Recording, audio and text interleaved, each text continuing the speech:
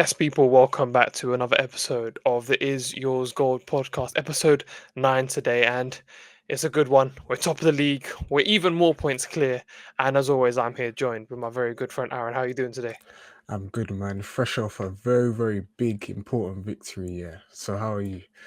I'm doing well. Yeah, as well as one can be. It's been a very eventful week, very good week for Arsenal fans at least. More points dropped from our rivals. We will get into it, but before we do, people, make sure if you are new to the channel to leave a like if you enjoy the podcast, subscribe, and check all our socials. We're everywhere on Instagram, Facebook, TikTok, X, whatever you can think of. AFC are there, so go and show some support, people. And also, quick shout out, thank you for all the support on the recent pod. It's been our best pod yet. Shout out to Aaron. Obviously, had to do it alone that week, so yeah, man, putting the numbers, putting the work, and we're doing well, doing well. Thank you all for your support. Really appreciate that. Let's keep the algorithm going. Let's keep the support going. We're only going to be coming out with bigger and better videos. So stay tuned in, people. Yeah. So yeah, I think we just dive straight into it. Arsenal won, Crystal Palace nil, a game which was quite flat to say the least, but we got out there with all 3 points. Just to start off, Aaron, you want to talk about the lineup? What you thought? Yeah, I thought the lineup was as best as it could be. I mean, initially we were shocked. So let's be honest. Saka, there was no photos of him in training, so everyone was panicking.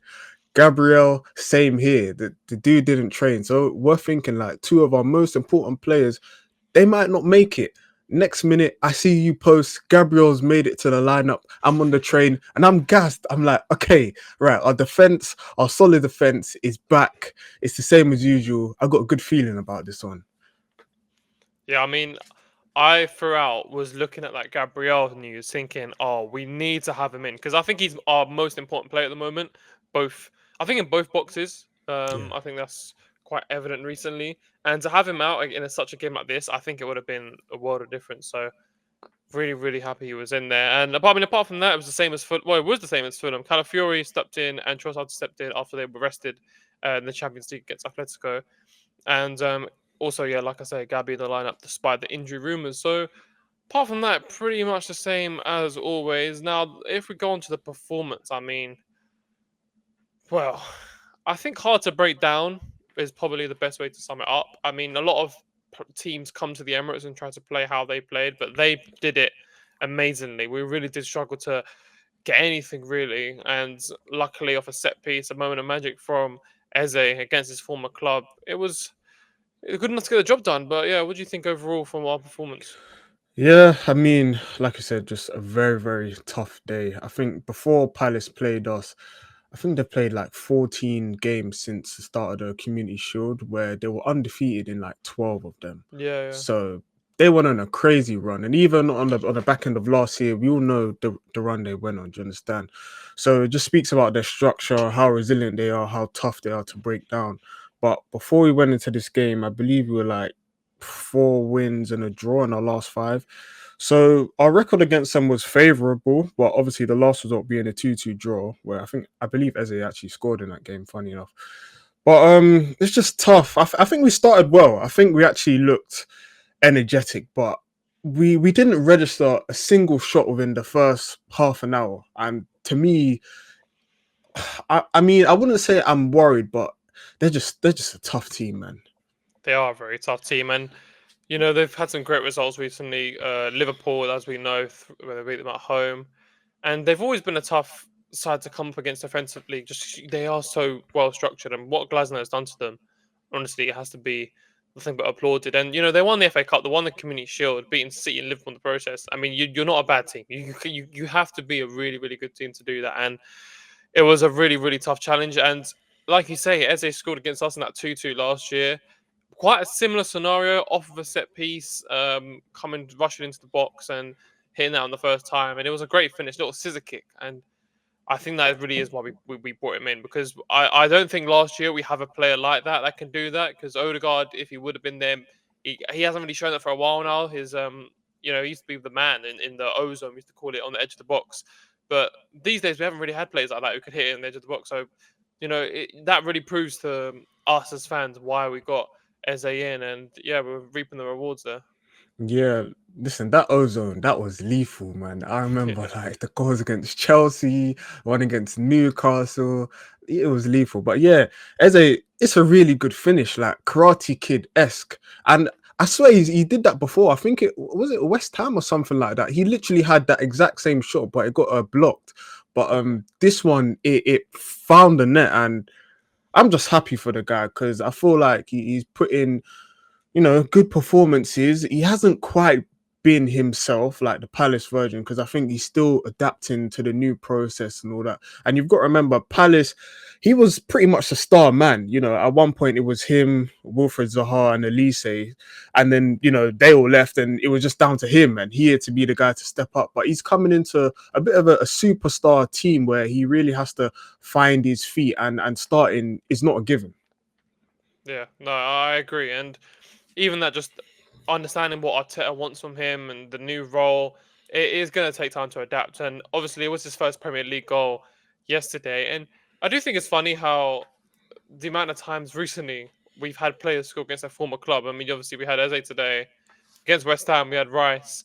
Against Yeah. Newcastle, we had Marino. It's just we're on some run with these players against former clubs. And actually, what do you think about players celebrating? Would you care if, like, I don't know, let's say Nketiah scored that game and he celebrated? Would you care? Um. I, oh, it'd be tough. I don't know. I, for me, it's how you celebrate. It's not if he celebrates. Like if he does I don't know, just a little, I don't know, hand sign or whatever. But if you're running up doing a mateta, you're kicking the flag and Yeah, you're yeah, that's taking too off a far. shirt. Do you understand? Then you're asking for a brawl. You're asking for bottles to be chucked at your head. Yeah, no, no, no. I agree with that. Like, if he does like an Adebayor, celebrates Oh right in my, front of us, yeah, no, that's where I draw the line. it's too far.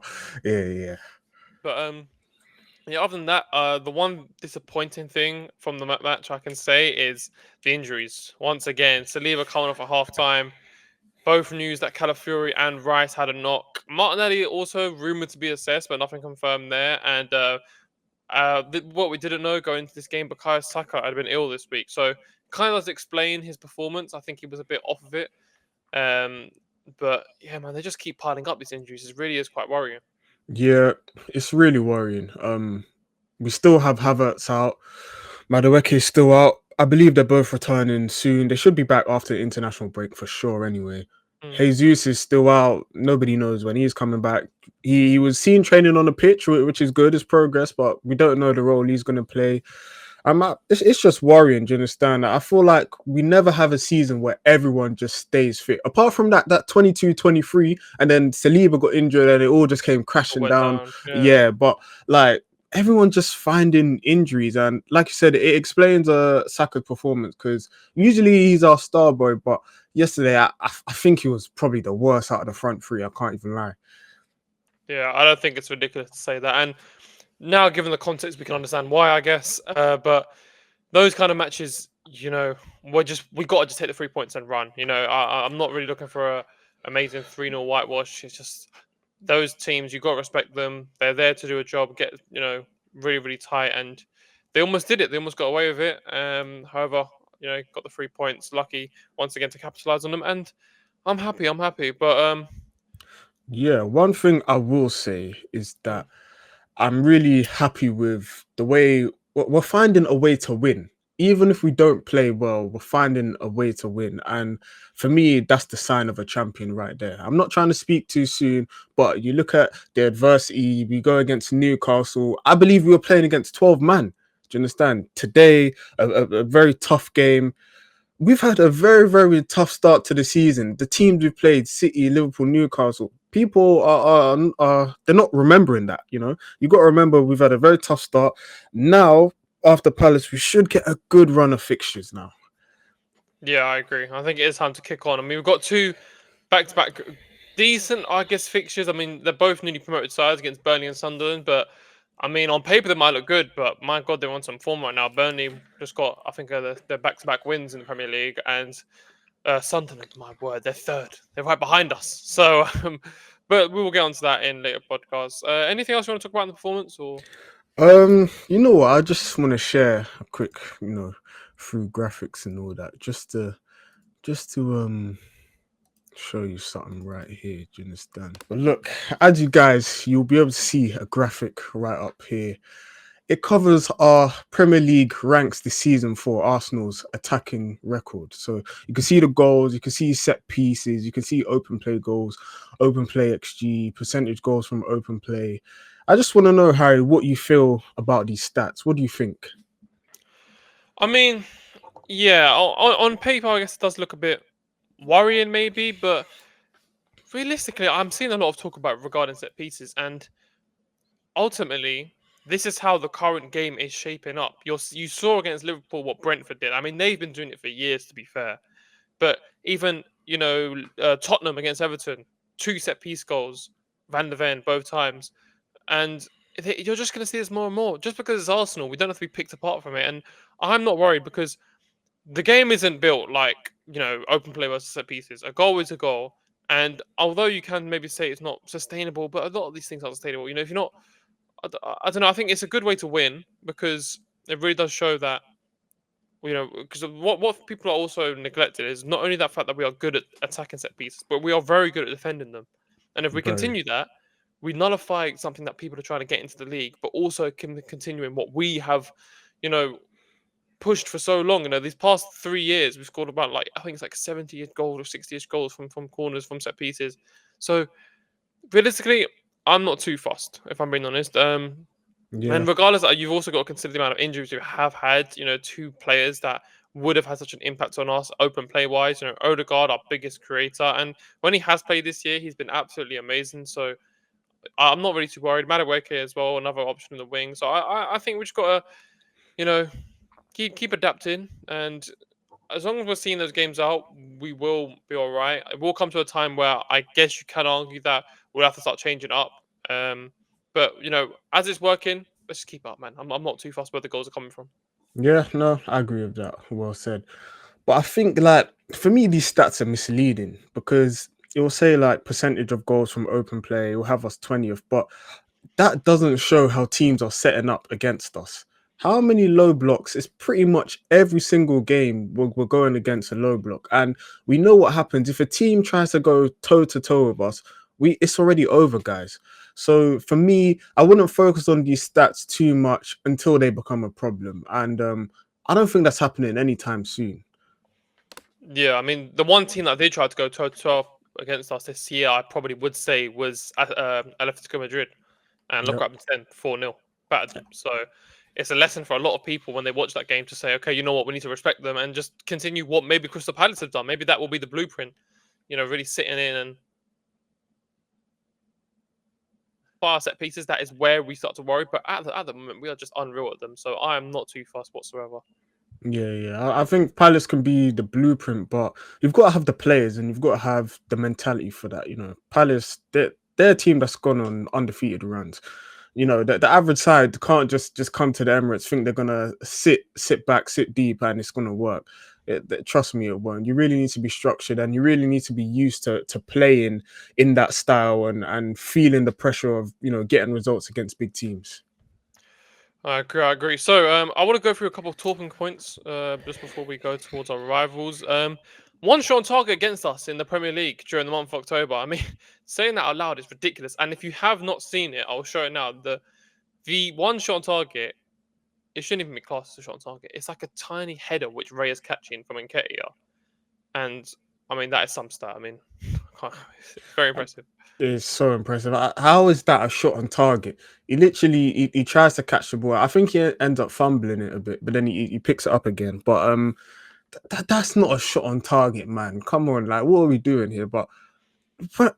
Guys, honestly, our defense is actually insane. Like this has to produce a title. Like honestly, I'm gonna say it now.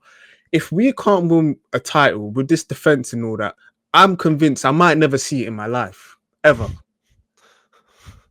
Yeah, because I mean the records that we are currently setting, another clean sheet once again.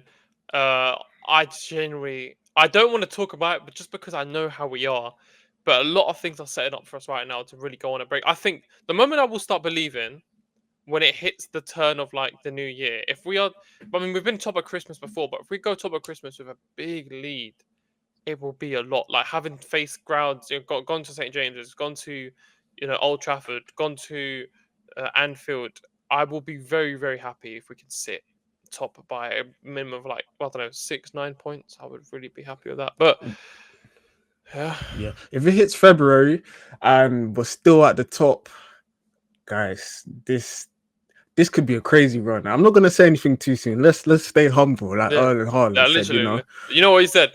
Mm. Um, yeah, I mean, I think you've already touched on this. I was going to ask, do you care if it was a set piece again? But I think we've already discussed that. As long as we don't really care, as long as they go in. Yeah, as long as they go in, I'm not worried. But we did create a chance. Like Trossard had a chance in that game, but Yeah. like I said, for me, it's not. For me, it's about the level of opposition we're playing. If we're playing a Wolves and we struggle to create chances, then I'm gonna be really concerned. Yeah, But yeah, if we play like a Palace or even someone like Bournemouth or Sunderland, who defensively they've actually been quite solid. That's why they're high up in the table. And we struggle to create chances. I'm not going to be too over them, too upset. As long as we get the result, that's what matters. I can agree with that. One thing I would also say, currently, is the last 3 Premier League games that we have played. We look at it, Newcastle. Actually, no, it's four. The last 4 Premier League matches for Arsenal. Newcastle, 2-1 win. Last year, we lost 1-0. West Ham, 2-0 win. Last year, we lost 1-0. Fulham, 1-0 win away. Last year, we drew 1-0. Now, Palace, 1-0 win. Last year, we drew 2-2. As a total, looking for the season, accounting for even a loss at Anfield, accounting for the drop points at City, all of these matches that we have currently balanced out, we are currently, accumulatively, 9 points better off last season in the match results. And that is huge. That's That is massive. huge. And bearing in mind, we could have been better, if we did go for it more against City. And same with Liverpool, like we really could have had that a lot better. But it's these games where we did slip up. It's not the games of the big six where we did slip up last year. It was against these, teams where it's tough to go and we need to really find a goal from somewhere. And currently, we're getting over the line. And if we continue to do that, it will look very good for us. Yeah, that's a really good point. That's crazy, and it just shows the progression we've made this season. But if you're, a true Arsenal fan and you follow the Arsenal every single game throughout the past few seasons, you will know, like you said, Harry, it's not the big games. I'm never worried about a big six fixture because I know the players always turn up for that. Whether it's Chelsea away, Man City at home, it doesn't matter. Our record, what Arteta's done is incredible with that big six fixture record. But it's the likes of the Fulhams, the West Hams, those silly games where we keep tripping up. And those are the reasons why we haven't won a title. Just think about Aston Villa at home that Yeah. day. I can never forget that. The pressure games, Southampton, I think 3-3, you were there. Oh, Like, yeah. come on, guys. No, I agree, and it's just a good sign that we are turning these moments into wins. But yeah. Anything else you want to touch on with the game, or Um, no, not really. I mean, we found a way to win, and yeah, I'm just happy with the mentality. happy days? All right, let's move on to our rivals this week. It's been a very, very good week for Arsenal yet again. I mean, the past couple of weeks have been really, really good weeks, but this one is even better because our two main title rivals, you would say, are City and Liverpool. If you're really looking at it from like the previous seasons and kind of just basing it off of that, who has won the league? Both of them dropping points, both of them losing in their games. Brentford 3, Liverpool 2. They are capitulating at the moment. I mean, it is ridiculous. 4 losses in the row in the Premier League, and there is now a 7 point gap between us and them. What's your thoughts on Liverpool? Liverpool, they're struggling, man. They just can't cope with this sort of new player style. And it's not a new player style because this was happening back in the 90s, the long throws, the physical game, but they can't cope with it. I mean, they'll always score goals, as you can see, the midfield decent, they might need a DM or whatever, but defensively all over the place. This Canate just not looking the same. They've got Van Dijk giving away penalties. For me, I think their biggest issue is the fullbacks. He's always swapping these fullbacks. Is Bradley going to start? Then 1 minute it's Frimpong, then it's Slobosai at right back. Liverpool need a consistent lineup, but I'm here for it. Let them suffer. They can't cope with the long throw-ins and they're struggling, man. I agree. I mean, they really do not have a good lineup, like you say. They don't have a set 11, and their new signings are looking very shaky. I mean, Kirk has scored on the weekend, but when I turned it on every single time, he was really struggling once again. And bloody hell, have you seen that from Watara? I don't know if you've seen it. He literally, it's like he's kicked the ball. It is so far into the box, and obviously they score off of it. I mean, Brentford, like I say, we've been doing it for years, but fucking hell, it was ridiculous when I saw that. It's unbelievable. It's like these guys have guns for arms. I don't know, how do you fire the ball so far? It don't It's make like a no slingshot. sense. Like, yeah, it's like a slingshot. Like, it's like something out of the Bible or something. Like, who are you trying to knock out? That's what I want to know. Like, but anyway, Liverpool, they honestly, they can't cope, and it's like whenever they find themselves in an aerial duel, they just couldn't handle Brentford. I'm watching the game. Every aerial duel, they're losing. And second balls, they're losing. It's like they cannot cope. And if you stick it on them, guys, they fold, man. So that's why I'm still disappointed that we never went for it. Yeah, it looks worse and worse by the week, to be honest. But other than that, Man City are losing away at Villa Park, and I'm very thankful, I would say, to Aston Villa, because if you looked on paper, and I think they were really going under the radar, Man City, they hadn't lost in 5 matches in the Premier League, and ever since I think it was Brighton, they lost the last minute goal at, and I think that they were slowly building up momentum and slowly, like in the camp, they probably get a little bit of confidence, thinking that, let's be the underdogs and let's take this title from Arsenal once again. However, that I'm really, really thankful for. 6 point gap now between us and Manchester City, a little bit of breathing room. And yeah, what do you think of that? I would like to thank Matty Cash for a fantastic finish. That made my weekend. Right in the side netting. It couldn't have been placed any better.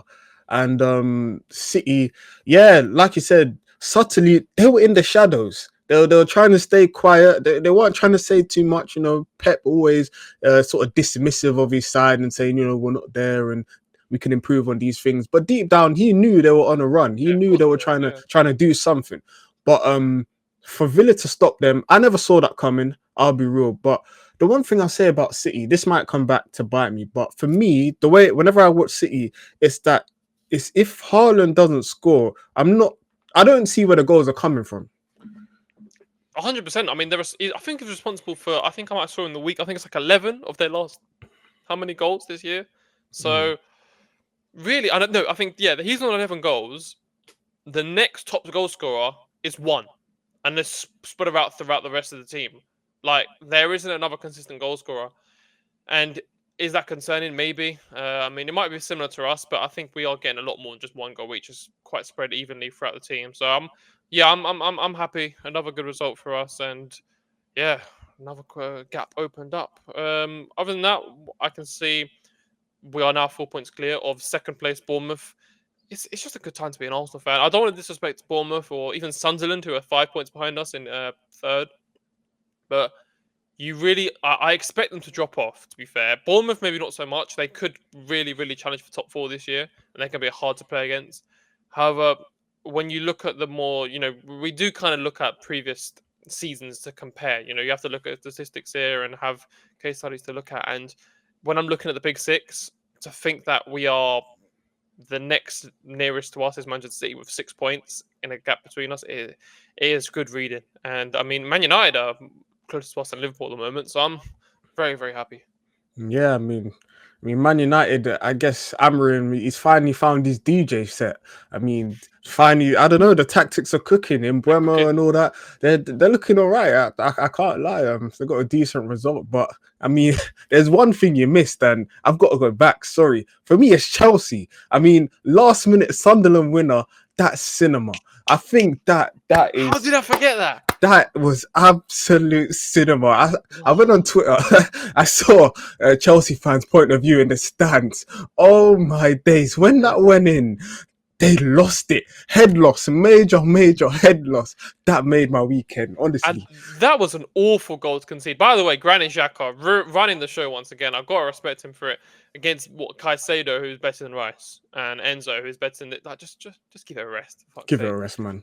But I mean, that goal they conceded, the second goal, is so poor defending. Do you see the other guy next to him? I think it was Tosin and Caliber. Tosin. Yeah. Yeah, I mean, they're both just standing. They were just watching him. Like, I just don't get it. Just hit him. Just hit him. If that's Gabriel, he's telling Saliba, come here. And they're both like two-man and just boom, getting that ball back. but they're just fucking shuffling, little shuffle. Listen, they're actually jokers. They're like the Chuckle brothers. Like honestly, there's no saving Chelsea. I'm being deadly serious. The moment you think they're going on a run, they get a big result against Liverpool. Esteval, you got flipping Maresca running into the stands and all that, and you're thinking, right, now's the time to kick off. Then they just become jokers again.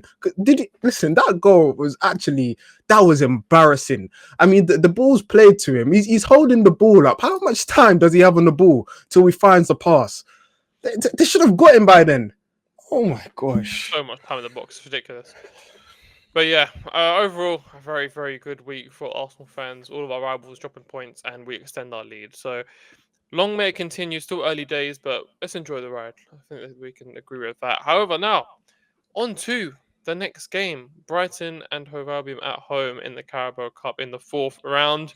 I think it's a thing we want to take serious. You know, me and Aaron have echoed this, and probably a lot of Arsenal fans as well, that we need to win something. So if we continue to just compete on all levels in every single competition, it will be a good season for us, hopefully. So yeah, possible lineup. I think it's quite difficult actually. I want to hear your thoughts. What is going to go here?